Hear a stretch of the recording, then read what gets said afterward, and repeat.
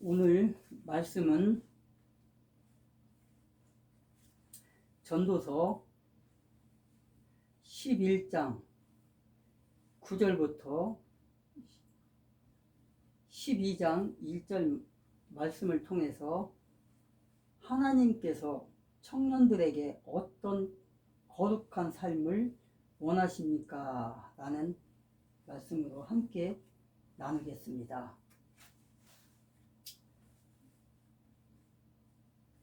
11장 9절에 보니까 청년이여 내 어린 때를 즐거워하며 내 청년의 날들을 마음에 기뻐하며 마음에 원하는 길들과 내 눈이 보는 대로 행하라. 그러나 하나님이 이 모든 일로 말미암아 너를 심판하실 줄 알라.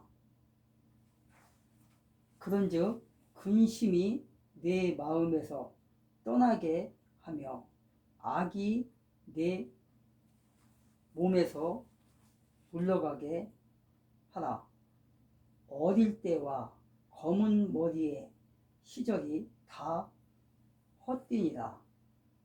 너는 청년의 때에 너의 창조주를 기억하라.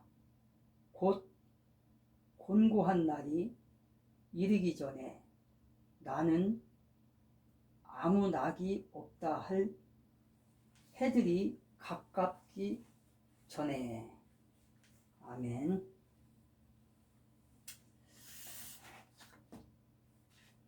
오늘 말씀은 우리들에게, 여러분들에게, 청년들에게 정말 귀한 말씀이 될 것입니다. 이 말씀을 통해서 청년들이 어떤 거룩한 삶을 살 것인가 깊이 생각해야 될 것입니다. 지금 우리가 살고 있는 이 시대는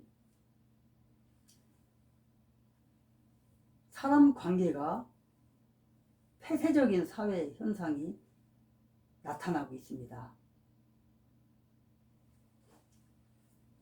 1980년대 후반부터 형성되기 시작한 세대 간 갈등이 참 심각합니다. 지금 이러한 때에 교회가 세대 간 대립과 불신을 바꾸는 데 앞장서야 할 것입니다.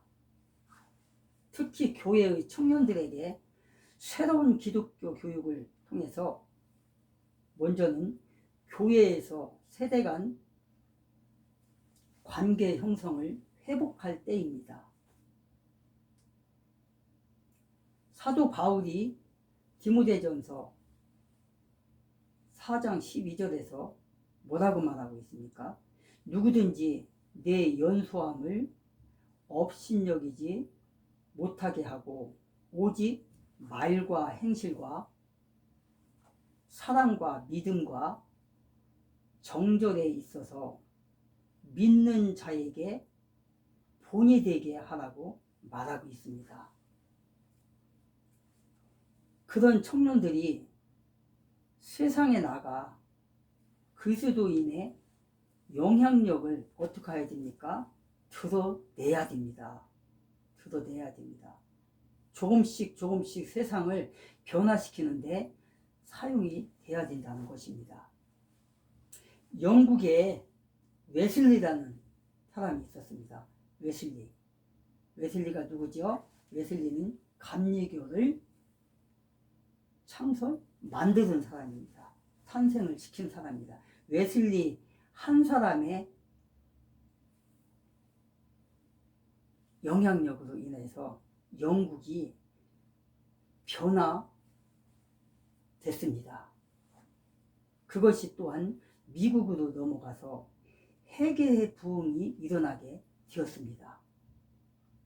이렇게 변화된 한 청년이 한 청년이 어떻게 했습니까? 미국으로 넘어가서 부흥의 역사를 일으켰던 그 회개의 부흥이 어떻게 됐습니까? 거기서 변화된 사람 한 청년이 한국의 선교사로 와서 복음을 선포하게 되었습니다. 그 한 사람이 이렇게 중요한 것입니다. 또 독일의 신들러 리스트라는 영화를 주제로 한 영화가 있습니다. 주제로 한 영화가. 신들러 리스트. 신들러가 누구입니까? 그는 무기 사업을 하는 사람이었습니다. 그는 평생 돈을 버는데 전쟁터에서 무기를 파는 그런 사람이었다는 것입니다. 신들러라는 사람이. 그 사람이 전쟁터에서 어떤 일을 해냈습니까? 신들러라는 사람이 나치 독일의 히틀러가 유대인들을 학살했습니다. 600만이라는 사람들을 죽였습니다. 그런데 신들러라는 사람이 어떻게 했습니까? 그 전쟁터에서 무기를 팔아먹던 그 신들러가 그 돈으로 유대인들을 구하는데 모두 사용했습니다. 그 돈으로 1000명이라는 유대인들의 생명을 샀습니다. 그래서 살려줬습니다. 그는 마지막에 타고 다녔던 차와 반지를 보면서 어떻게 했습니까? 울었습니다. 이것을 팔았더라면 두 사람을 더 살릴 수 있었는데 그러지 못했다. 그러면서 눈물을 흘리는 장면이 영화에 등장합니다. 그런데 사실은 신들러의 마음을 변하게 했던 사람은 유대인의 한 사람 지도자였습니다. 한 사람 지도자. 이렇게 한 사람의 영향력이 중요한 것입니다. 막강한 것입니다.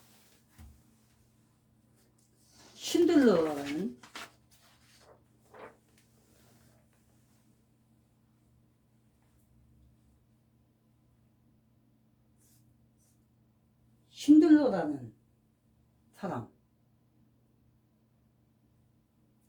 의해서 살아남은 그 후손들이 지금까지도 그의 묘지에 해마다 어떻게 합니까? 꽃다발을 들고 가서 바칩니다. 해마다. 이렇게 한 사람이 중요한 것입니다. 그 영향력은 이루 말할 수가 없는 것입니다. 반면에 히틀러는 어떻게 했습니까? 어떤 사람입니까? 유대인 600만 명을 죽였던 살인마였습니다. 살인마. 그는 살인마였습니다. 여러분들도 잘 알고 있듯이 히틀러는 유대인들을 살인 독가스실에 수백 명의 사람들을 가두고 죽였습니다. 히틀러 시대 때 두 젊은 청년들이 있었습니다. 그 젊은 청년들은 한숄 프로피숄이라는 남매입니다. 남매로서 히틀러 나치 정권에 맞서 싸웠습니다. 이 사람들의 나이는 당시에 22살, 23살의 나이였습니다. 그들이 감옥에서 처형당했습니다. 왜 그랬습니까? 히틀러에 맞서서 히틀러가 잘못하는 것을 막기 위해서 그렇게 했다는 것입니다. 영화가 있습니다. 어떤 영화인가요? 2016년 7월 27일 개봉했던 인천 상륙작전입니다. 그 영화가 개봉이 되었습니다. 6.25 국제전쟁에서 당시 누가 지도자였습니까? 누가 지휘를 하였습니까? 메가더라는 70세의 메가더 장군이었습니다. 그분이 바로 진두 지휘를 했습니다. 해서 인천 상륙작전이 승리를 했습니다. 그 한 사람의 영향력으로 자유민주주의 대한민국을 구했다는 것입니다. 이렇게 한 사람의 영향력은 중요한 것입니다. 메가더 장군이 트루만 대통령의 소환을 받고 한국 땅을 떠날 때 기도하기를, 하나님, 이 대한민국을 축복하소서라고 기도했다고 합니다. 이렇게 한 사람의 영향력이 몇백만 명을 죽이냐 살리냐에 달려 있다는 것입니다.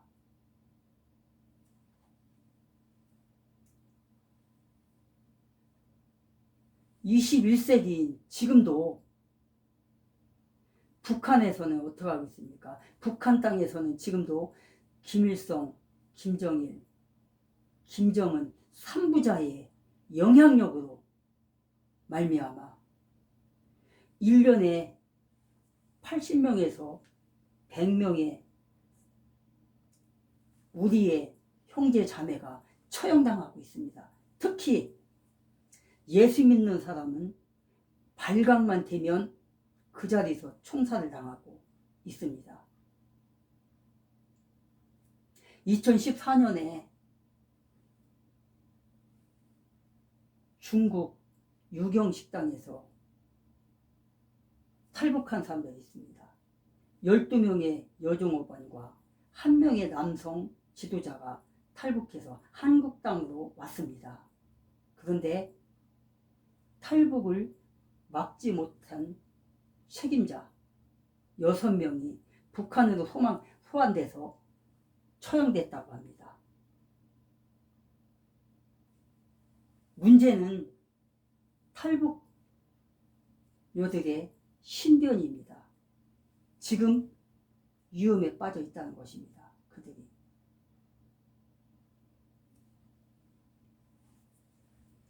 그들이 위험에 빠졌었습니다. 지금은 어떻게 됐는지 모르겠습니다. 그들이 2018년도에 어떤 일이 일어났습니까?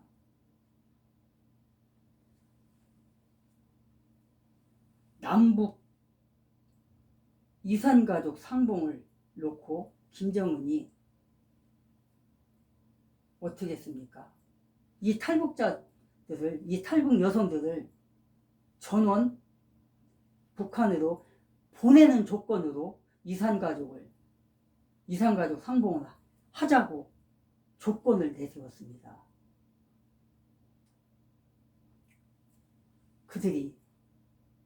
그런데 국회에서 어떤 일이 일어났습니까? 당시에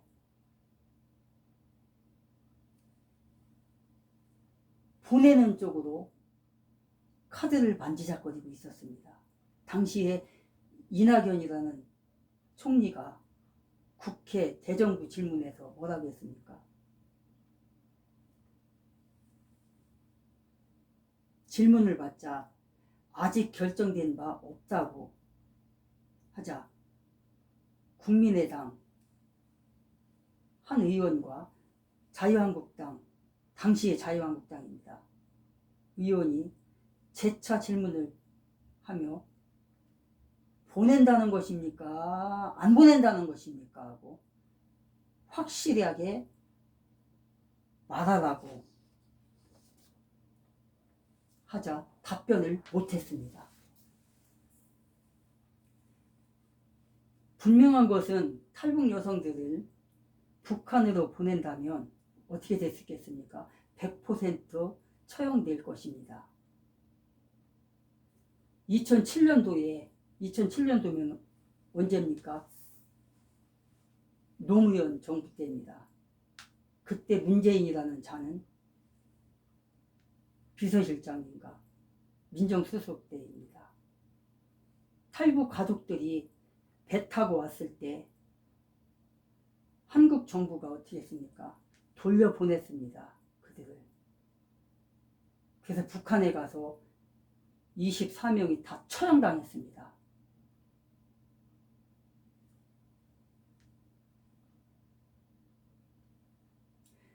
그러니까 이번만은 꼭 국민들이 막아야 할 것입니다. 이런 일들을. 앞으로도 이런 일들이 계속해서 일어나게 될 것입니다. 그래서 우리는 이런 일들을 막아야 됩니다.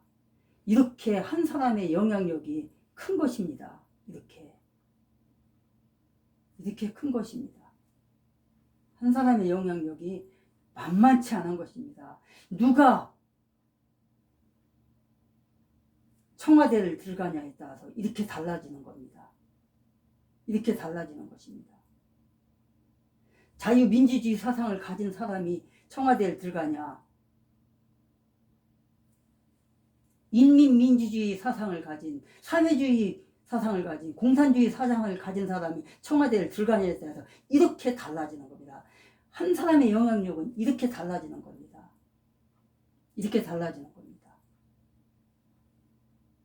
이렇듯이 우리 기독교인들의 영향력을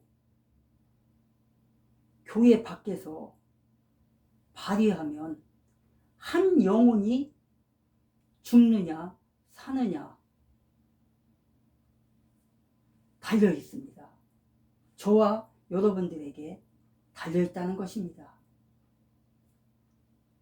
어떤 사람은 자기들의 욕심을 채우기 위해서 타인을 무차별하게 죽이는 일에 모든 영향력을 사용하는 사람이 있는가 하면, 반면에 어떤 사람은 생명을 살리는데 모든 영향력을 사용하여 한 사람의 생명을 살리는데 사용합니다. 우리 청년들에게 하나님께서 원하시는 것은 무엇입니까? 또한 우리 청년들에게 하나님께서 원하시는 직업과는 무엇이라고 생각하십니까?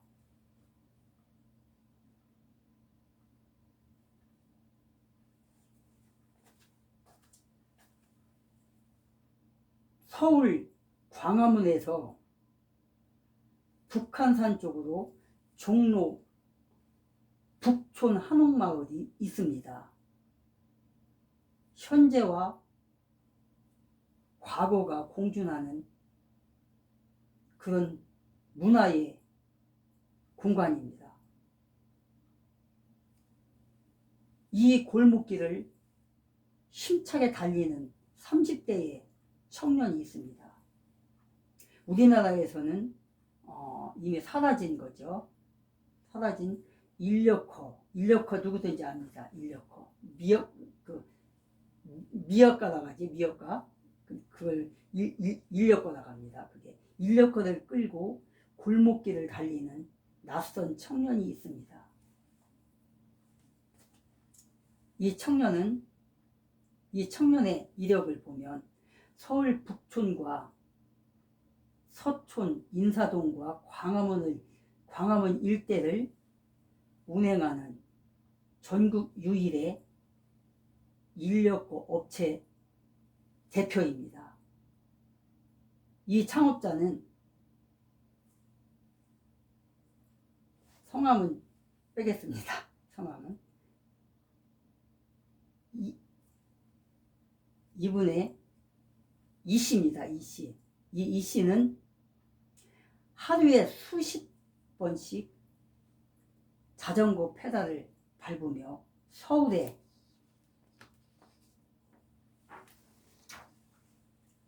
고갯길을 오르내리고 있는 청년입니다.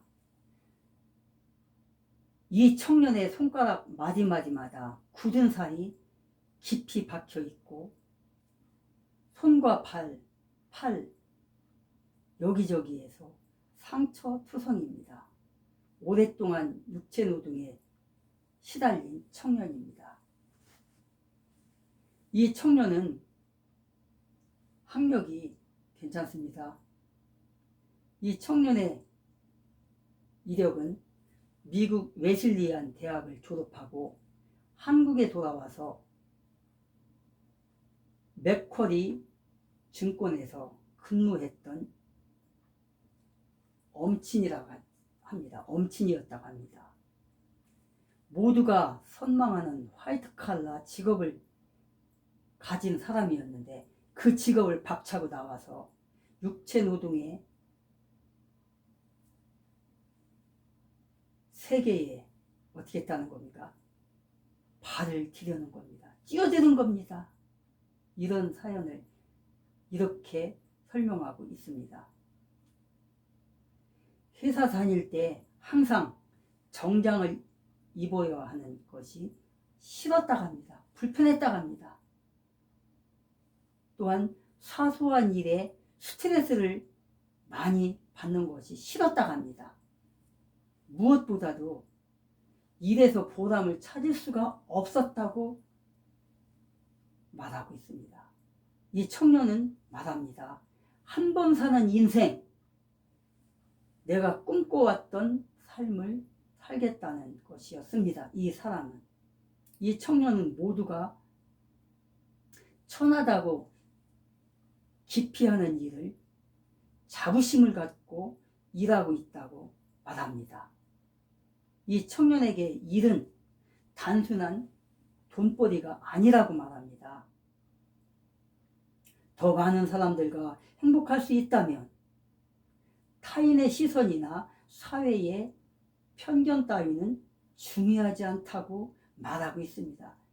이런 청년이 바로 리더입니다. 이런 청년이 바로 영향력을 펼치는 사람입니다. 성경을 뭐라고 해야 되나? 루터라는 사람이 있습니다. 루터라는 사람. 루터는 종교 개혁을 한 분입니다. 루터 목사는 그런 사람이었습니다. 그 루터가 뭐라고 합니까? 목사만이 아니라 직장도 삶의 현장으로 보냄을 받은 성직이라고 말합니다. 성직이라고 말합니다. 성함은 밝힐 수 없으나 K 목사는 직장도 성직이며 또한 선교의 장소라고 말합니다. 연예인이 있습니다. 연예인 직업을 통해서 선교하는 사람들이 있습니다. 그 중에 우리 청년들에게는 생소한 이름일 것입니다. 구봉서 장로님, 서수남 하청일 장로님, 이대근 장로님 같은 분들이 있습니다. 이런 분들은 방송국에서 일하면서 많은 선교사 역할을 감당하고 있어요. 영향력을 감당하고 있습니다. 특히 이대근 장로님 같은 분들은 방송국에서 전도의 왕으로 소문나 있다고 합니다. 운동선수도 마찬가지입니다. 축구선수 박지성, 박주영 같은 사람들, 탁구선수 있습니다. 이런 사람들이 예수를 믿고 복음을 전한다면 얼마나 큰 영향력을 끼치겠습니까? 노무현 정부 때 법제처 장관을 지냈던 분에게 대학교에서 2학기를 강의를 들었습니다. 그분께서 말하기를 장관이라는 직이 전도하는데 얼마나 도움이 되었는지 모르겠다고 말했습니다. 이 장관님은 평소 법제처 장관으로서 타의 직원들에게 모범이 되기 위해서 언행일치에 신경을 많이 썼다고 합니다. 그것으로 인해서 여러 직원들에게 예수 복음을 전했다고 합니다. 그들이 예수를 믿게 되었다고 합니다. 그렇습니다. 제가 벌써 꽤 오래전이네, 10년도 넘었네요. 성북구에 살 때가 있었는데 거기가 한 병원에 안과야, 제가 눈에 병이 있어서 안과를 갔었습니다. 근데 그 안과 의사 선생님이 기독교인이었습니다. 그 안과 의사 선생님께서 장로님이었는데 항상 찬송가를 틀어놓고 근무를 하시는 걸 보았습니다. 바로 직장을 통해서 선교사 역할을 감당했던 그런 분이었습니다. 우리가 읽고 있는 성경의 장절을 만든 사람도 바로 출판업자였는데, 이렇게 직업을 통해서 복음 전하는 선교사의 삶을 감당하는 사람들이 많습니다. 성경에서 보면 뭐가 있습니까? 예수님께서 나옵니다. 성경에서 예수께서 청지기들에게 요구하는 것이 무엇이었습니까? 마태복음 25장 14절로 30절에서 보니까 달란트 비유가 나옵니다. 개개인의 능력에 맞게 맡겨주셨습니다. 어떤 부자가 자기 종들을 불러 첫 번째 종에게는 5달란트를, 두 번째 종에게는 2달란트를, 세 번째 종에게는 1달란트를 각각 나누어 줬습니다. 그렇게 주인은 종들에게 맡기고 여행을 떠났습니다. 그런데 첫 번째 종은 5달란트를 가지고 장사해서 얼마 후 10달란트를 남겼습니다. 2달란트 받은 종도 장사해서 2배를 남겼습니다. 그렇다면 1달란트 받은 종은 어떻게 했습니까? 그 돈을 땅에 파묻었었습니다. 그 주인이 종들에게 돈을 맡겼을 때는 종들에게 정직함과 충성할 것을 믿었을 것입니다. 그런데 세 번째 종이 1달란트만 갖고 왔을 때 이 종에게 그 주인이 뭐라고 했습니까? 맞습니다. 악하고 게으른 종이라고 말했습니다. 주인은 자기에게 맡겨진 일에 충성하지 않은 종을 내쫓아버립니다. 이 종이 무가치한 사람이기 때문입니다. 하나님께서 우리 청년들에게 지금 맡겨주신 것이 무엇입니까? 하나님께서 청년들에게 맡겨주신 일을 최선을 다하고 있습니까? 하나님께서 청년들에게 혹은 사업장을 맡겨주셨습니까? 혹은 직장을 맡겨주셨습니까? 바로 그곳이 하나님께서 여러분에게 맡겨주신 선교의 장소라는 것입니다.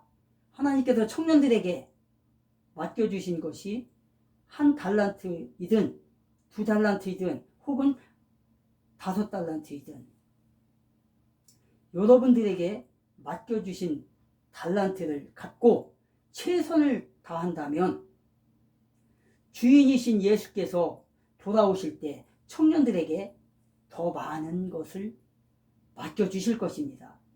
이 달란트 비유는 예수께서 여행을 가실 때 그의 청지기들인 우리 청년들에게 맡겨주신 은사로서 부지런하게 청지기의 역할을 해야 한다는 것을 말하고 있습니다.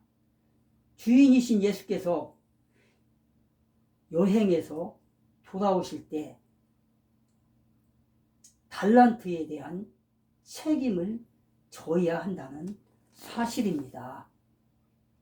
결론적으로 그 주인이 여행에서 돌아오셔서 여러분들에게 요구하는 것이 무엇입니까? 그것이 무엇입니까? 여러분들이 잘 생각해 보십시오. 청년들이여, 여러분들 잘 생각해 보십시오. 한 사람의 영향력 얼마나 중요한지 모릅니다. 여러분들에게 맡겨주신 하나님의 달란트를 잊지 마십시오. 하나님께서 그 책임을 여러분들에게 묻게 될 것입니다. 어떤 삶을 통해서 나의 일을 나에게 영광을 돌렸느냐, 내가 너희들에게 맡겨주신 달란트를 감당했느냐, 청년의 때를 기억하라. 청년의 때를 기억하라고 말하고 있습니다. 청년의 때에 무엇을 하고 있습니까? 무엇을 할 것입니까? 무엇을 통해서 하나님 앞에 영광 돌리실 겁니까? 청년들이여, 하나님 앞에 받은 그 달란트를 잘 이용하시기 바랍니다. 기도하겠습니다.